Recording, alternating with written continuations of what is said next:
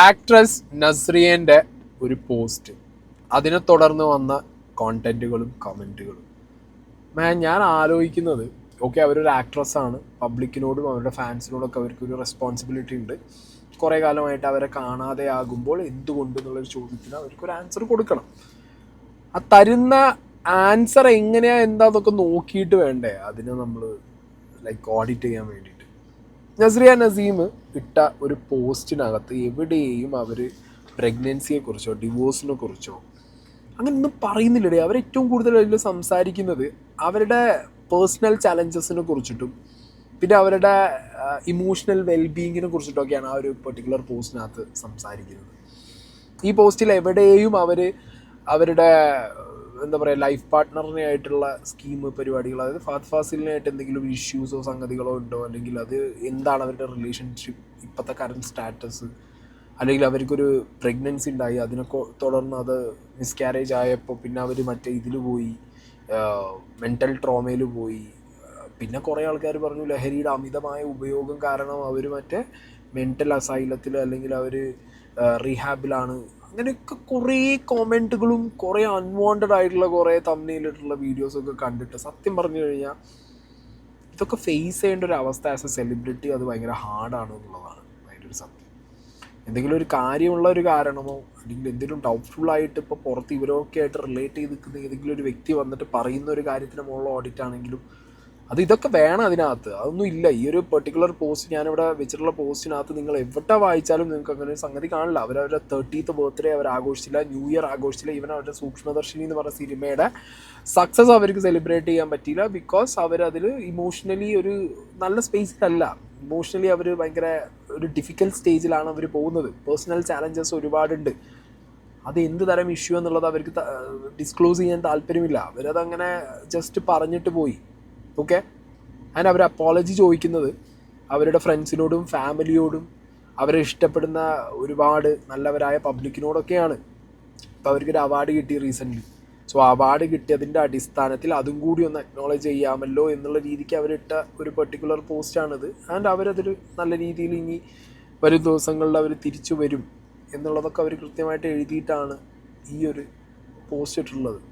അതിൽ തന്നെ കൃത്യമായിട്ട് റീകണക്റ്റഡ് സൂൺ എന്ന് പറഞ്ഞിട്ട് അവർ വരും, തിരിച്ചു വരും എന്നുള്ള അവർ എഴുതിയിട്ടില്ല. പക്ഷേ ഇതിനകത്ത് എന്ത് കാരണം കൊണ്ടാണ് ഇവിടെ ഫഹദ് ഫാസിൽ നസ്രിയയുടെ ഒരു ഡിവോഴ്സിനെ കുറിച്ചോ അല്ലെങ്കിൽ ഫഹദ് ഫാസിലും നസ്രിയയ്ക്കും കുട്ടി ഉണ്ടാകാൻ പോയിട്ട് അത് നടന്നില്ല എന്നൊക്കെ പറയുന്നവരോട് ഒന്നും പറയാനില്ല. കാരണം ഒരു റിലേഷൻഷിപ്പിൻ്റെ എന്താ എങ്ങനെയാണെന്നുള്ളതൊക്കെ അവർ പറയാതെ തന്നെ നടക്കുന്ന സോഷ്യൽ മീഡിയ ഓഡിറ്റിങ്ങും കാര്യങ്ങളും കാണുമ്പോൾ ഭയങ്കരമായിട്ടുള്ള ഒരു എന്നുള്ളൊരു ഫീലിംഗ് ആണ് പേഴ്സണലി എനിക്ക് തോന്നുന്നത്. എന്താണെങ്കിലും നസ്രിയയുടെ ആ പോസ്റ്റും അതിനിടയിലുള്ള കോമൻറ്റുകളും ഇങ്ങനത്തെ കോണ്ടൻറ്റുകളൊക്കെ ഇങ്ങനെ അത്യാവശ്യം ചർച്ചയായി നിന്നിട്ടുണ്ട്.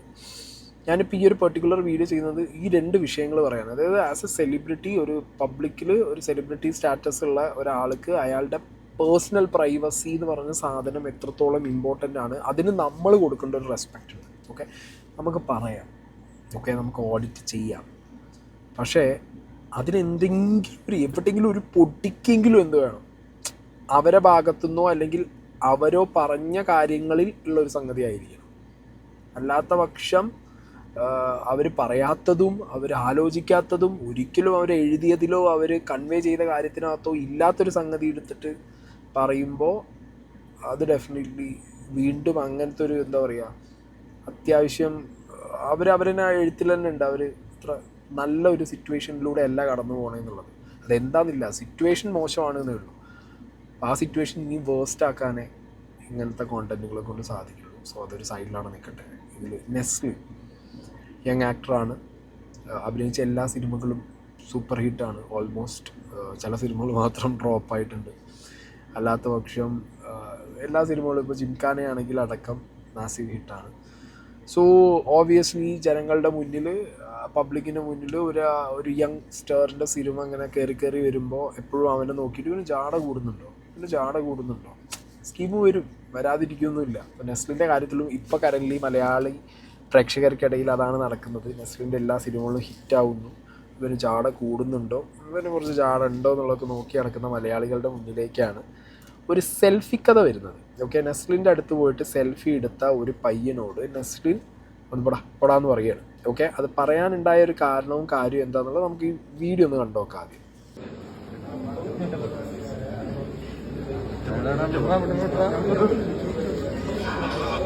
ഓക്കെ, വിട്രാ എന്നുള്ളൊരു സ്കീമിൽ പറഞ്ഞിട്ട് പോവാണ് നെസ്ലിൻ. ഓക്കെ, അപ്പോൾ ഇതും ഞാൻ എഗെയിൻ പറഞ്ഞ പോലെ ഒരാളുടെ പ്രൈവസി.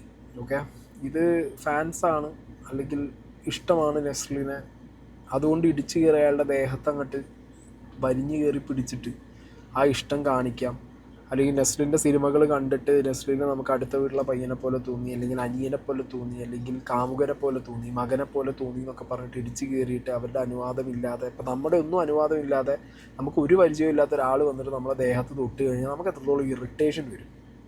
ഓക്കെ, ഇപ്പം നെസ്ലിൻ്റെ വേറെ കുറച്ച് വീഡിയോസ് ഞാൻ ഉപയോഗിക്കുന്നത്, ഇതേ തിയേറ്ററിൽ ആ ഷോ കഴിഞ്ഞ് പുറത്തിറങ്ങുമ്പോൾ പലരുടെ കൂടിയും നെസ്ലിൻ സെൽഫി എടുക്കുന്നുണ്ട്, ചിരിച്ച് നല്ല സന്തോഷത്തിൽ സെൽഫി എടുത്ത് പോകുന്നുണ്ട്. ഈ ഒരു വ്യക്തി തോളത്ത് കൈയിട്ട രീതി കാണുന്ന സമയത്ത് എനിക്കാണെങ്കിലും പേഴ്സണലി ഫീലായത്, ഇങ്ങനെ നെസ്ലിൻ പോവാൻ വലിച്ച് വെച്ച് പിടിച്ചിട്ട് എന്തോ മറ്റേ നിർബന്ധിപ്പിച്ച് നിർത്തി എടുക്കുന്ന രീതിയിൽ അയാളെ വാണ്ടഡ്ലി ഇങ്ങനെ ഡ്രാഗ് ചെയ്ത് പിടിക്കുന്ന സാധനം വരുമ്പോൾ ഒരു സാധാരണ മനുഷ്യൻ ഇങ്ങനെയല്ലേ റിയാക്ട് ചെയ്യും. അതിൻ്റെ മുകളിൽ കമൻറ്റ് ബോക്സിൽ ഇപ്പോൾ രണ്ട് രീതിക്ക് ഈ കാര്യം പോകുന്നുണ്ട്. നമ്മളെ കമൻറ്റ് ബോക്സ് ഈ ഒരു പെർട്ടിക്കുലർ വിഷയത്തിൽ എന്താണ്, കുറേ നെസ്ലിൻ്റെ ഭാഗം സപ്പോർട്ടായിട്ട് പറയുന്നുണ്ട്, മറ്റവൻ അതിൻ്റെ ഒരു ആവശ്യമില്ല എന്ന് പറയുന്നുണ്ട്. അങ്ങനെ പറഞ്ഞുകൊണ്ടിരിക്കുന്നതിൻ്റെ ഇടയിലാണ് ഇനി ഇവനെ നമുക്ക് സെൽഫി ആണെന്ന് പേരിടാം. ഈ പയ്യൻ ഇവൻ വന്നിട്ട് കുറേ എക്സ്പ്ലനേഷൻ വെച്ച് വെതറി വിട്ടിട്ടുണ്ട്. അതായത് ചെയ്ത കാര്യം എന്ന് പറഞ്ഞു കഴിഞ്ഞാൽ ഫോർ മീ, ഞാൻ എൻ്റെ കാര്യമാണ്, എൻ്റെ പെർസ്പെക്റ്റീവാണ് പറയുന്നത്, ഒട്ടും ശരിയായിട്ടുള്ള പ്രവൃത്തിയല്ല. നമുക്കൊരു സെലിബ്രിറ്റിയോട് എന്ത് തോന്നാം, ഇഷ്ടം തോന്നാം, അയാളുടെ ഒപ്പം ഫോട്ടോ എടുക്കണം, ഒരു സെൽഫി എടുക്കണം എന്നുള്ള ആഗ്രഹം തോന്നാം. അതിനൊരു റെസ്പെക്റ്റ് ആ വരുന്ന വ്യക്തിക്ക് കൊടുത്തിട്ട് വേണം നമ്മൾ ചോദിക്കാൻ, ഞാൻ ഒരു സെൽഫി എടുക്കട്ടെ. അപ്പോൾ ആ വ്യക്തി ഓക്കെ ആണെങ്കിൽ ഓക്കെ, ഇല്ലെങ്കിൽ ഇല്ല എന്ന് പറഞ്ഞു കഴിഞ്ഞാൽ നമ്മൾ പോരണം. അല്ലാതെ ഞാൻ ഫാനാണ്, ഞാൻ ചെയ്യുന്ന എല്ലാ പരിപാടിക്കും എനിക്ക് നിന്ന് നീ പറ്റും, എൻ്റെ കാശിനാണ് നീ സിനിമ കാണുന്നത്, ലൈക്ക് അങ്ങനത്തെ ഒരു സാധനമുള്ളൂ. ഞാൻ കൊടുത്ത കാശിനാണ് നീ സിനിമ ഉണ്ടാക്കുന്നത്, ഞാൻ എൻ്റെ കാശിന് അധ്വാനിച്ച പൈസയ്ക്ക് ഞാൻ നിനക്ക് വേണ്ടി ചിലവാക്കുകയാണ്, അതുകൊണ്ട് നിനക്ക് റെമ്യൂണറേഷൻ കിട്ടുന്നു, നീ നിലനിന്ന് പോകുന്നു ഒക്കെ ശരിയാണ്. പക്ഷേ അത് നമ്മുടെ ചോയ്സാണ്, നമ്മൾ സിനിമ കാണുന്നത്. ഓക്കെ, നമ്മളെ കൊണ്ട് കാണിപ്പിക്കുക എന്നുള്ളത് അവരുടെ ബിസിനസ്. അങ്ങനത്തെ ഒരു സാഹചര്യത്തിൽ നമ്മൾ എൻ്റെ കാശിന് വലുതായനാണ് അവൻ എന്നുള്ളൊരു സ്കീമിൽ ദേഹത്തിടിച്ച് കയറിച്ചല്ല ഇതേപോലെ ചെയ്തു കഴിഞ്ഞാൽ അതിനോടൊട്ടും യോജിക്കാൻ പറ്റില്ല. ഇയാളുടെ എക്സ്പ്ലനേഷൻ കേട്ടോ. അതെന്താ ശരിക്കും സംഭവിച്ചെന്താണ്? നെസ്ലിനെ ബലം പ്രയോഗിച്ച് പിടിച്ചു നിർത്തി ഫോട്ടോ എടുക്കാൻ നോക്കിയാണ്? അല്ല, അന്ന് ബലം പ്രയോഗിക്കേണ്ട കാര്യമില്ലല്ലോ. നമുക്കൊരു ആരാധന എന്ന് പറഞ്ഞ ഒരു മമ്മൂട്ടിയോ മോഹൻലാലൊക്കെ ആണെങ്കിൽ നമുക്ക് സാറേന്നോ അല്ല ഇക്കാന്നോ ഒക്കെ വിളിച്ച് നമുക്ക് തോളൊക്കെ ഇടാം. ഇത് നമ്മളുമായിട്ടുള്ള ഏജിലാകുമ്പോൾ നമ്മൾ യാദൃശ്ചികമായി പുള്ളിയെ തോളെ കൈയിടുമ്പോഴാണല്ലോ നമുക്ക് ഒരു ഫോട്ടോ എടുക്കുന്നത്. നമ്മുടെ ഒരു കൂട്ടുകാരൻ നിലക്കാണ് പുള്ളിയായിട്ടൊരു ഫോട്ടോ എടുക്കുന്നത്. രണ്ടാമത്തെ തെറ്റെന്ന് പറഞ്ഞാൽ ഞാൻ തോളെ കൈയിടുന്നത് പുള്ളിക്ക് ഇഷ്ടമല്ലാത്ത എന്താണെന്ന് എനിക്ക് മനസ്സിലായില്ല. ഒരു കൂട്ടുകാരൻ നിലക്കല്ലാതെ നമുക്ക് പുള്ളിയെ കാണാൻ പറ്റത്തില്ല. അല്ലെ ഒരു സഹോദരൻ അല്ലെങ്കിൽ നമ്മളെക്കാട്ടി ചേട്ടനോ അതൊക്കെ ആണെങ്കിൽ നമുക്കൊരു ഷെയ്ക്കാൻ്റെ കൊടുത്തിട്ട് ഒരു ഫോട്ടോ മേടിക്കുക. ഇത് പെട്ടെന്നൊരു ആവേശത്തിന്റെ പുറത്ത് പുള്ളിയുടെ തോളെ കൈയിട്ടു. ഇതല്ലാതെ എനിക്കൊന്നും പറയാനില്ല. നെസ്ലിനോട് എന്തെങ്കിലും വെറുപ്പ് തോന്നിയോ? നെസ്ലിനോട് വെറുപ്പുണ്ടെങ്കിൽ ഞാൻ ആ പടം കാണാൻ പോകേണ്ട കാര്യമില്ലല്ലോ. അല്ല, ആ സംഭവത്തിന് ശേഷം എന്തെങ്കിലും വെറുപ്പുണ്ടായോ? പടം ഒരിക്കലും ഇല്ല. ഞാൻ ഇപ്പോഴും നെസ്ലിനെ സപ്പോർട്ട് ചെയ്യുന്ന ആളാ. ഞാൻ എന്റെ ഫേസ്ബുക്ക് പേജോ അല്ലെങ്കിൽ എന്തെങ്കിലും നെസ്ലിനെ കുറിച്ച് ഞാൻ മോശമായിട്ടൊന്നും പറഞ്ഞിട്ടില്ല. ഞാൻ എന്റെ പേജിൽ ഇപ്പൊ ഒരു ഫേസ്ബുക്ക് ഒരു പേജ് ഞാൻ കണ്ടായിരുന്നു. അതിനകത്ത് ഇഷ്ടപ്പെട്ട നടൻ ആരാന്ന് ചോദിച്ചപ്പോൾ അതിന് ഞാൻ കമന്റ് ഇട്ട ആള് നെസ്ലിനാണ്. അല്ല, നെസ്ലിനോട് എനിക്ക് ഇതുവരെ ഒരു ഇതുമില്ല, ഒരു ഒറ്റ വെറുപ്പുമില്ല. ഏറ്റവും കൂടുതൽ വെറുപ്പ് വരേണ്ട സമയമാണ് നെസ്ലിൻ എന്നോട് കാണിച്ച് എന്തിന്റെ പേരിലാന്ന് നമുക്കറിയത്തില്ല. പക്ഷെ നെസ്ലിനോട് എല്ലാരും ചോദിക്കുന്നുണ്ട് തോളെ എന്തിനാടാ നീ കയറി കൈയിട്ടേന്ന് ചോദിക്കുമ്പം എനിക്ക് നല്ല എക്സ്പ്ലനേഷൻ. ആദ്യം ഒക്കെ ഇങ്ങനെയായിരുന്നു ഇയാള് ബേസിക്കലി ആദ്യമൊക്കെ തുടങ്ങിയ സമയത്ത് മീഡിയ ചെന്ന സമയത്ത് ഇങ്ങനെയൊക്കെ ആയിരുന്നു എക്സ്പ്ലനേഷൻ കൊടുത്തിട്ടുള്ളത്. നെസ്ലിനോട് എനിക്ക് വെറുപ്പോ ദേഷ്യമൊന്നും ഇല്ല, പക്ഷെ എന്തുകൊണ്ട് നെസ്ലിൻ എൻ്റെ കൈ തട്ടി മാറ്റി എന്ന് എനിക്ക് അറിയില്ല എന്നൊക്കെ പറഞ്ഞ വ്യക്തി വീണ്ടും ഞാൻ നോക്കുന്ന സമയത്ത് അയാളുടെ ഫ്രണ്ട്സ്, പിന്നെ ഏതൊരു XMLA, പിന്നെ അതിനുശേഷം വീണ്ടും മൂപ്പരുടെ ഒരു എക്സ്പ്ലനേഷനൊക്കെ ആയിട്ട് വീണ്ടും വന്നിട്ടുണ്ടായിരുന്നു. നെസ്ലിൻ എൻ്റെ അനിയനായിട്ട് വരും എന്ന് പറഞ്ഞാൽ അവൻ്റെ പ്രായം വെച്ച് എടാ കയറാ എന്ന് പറഞ്ഞപ്പോൾ എനിക്ക് അവനെ പിടിച്ച് തള്ളേണ്ട കാര്യമില്ല. പക്ഷെ എന്താ പറയുക, അവൻ അവൻ്റെ ഇത് വെച്ച് പെരുമാറുന്നു. ഞാനൊരു ഫോട്ടോ എടുക്കാൻ വേണ്ടി നിന്നതിൻ്റെ പേരിൽ മാത്രമാണ് ഇങ്ങനൊരു സംഭവം ഉണ്ടായത്. ഇപ്പം എനിക്കൊരു കാര്യം മനസ്സിലായി, ഒരു ആരാധകൻ്റെയിലും ഫോട്ടോ എടുക്കാൻ വേണ്ടി പോകരുത്. നമ്മൾ പടം കാണുക, വീട്ടിൽ പോവുക, കിടന്നുറങ്ങുക.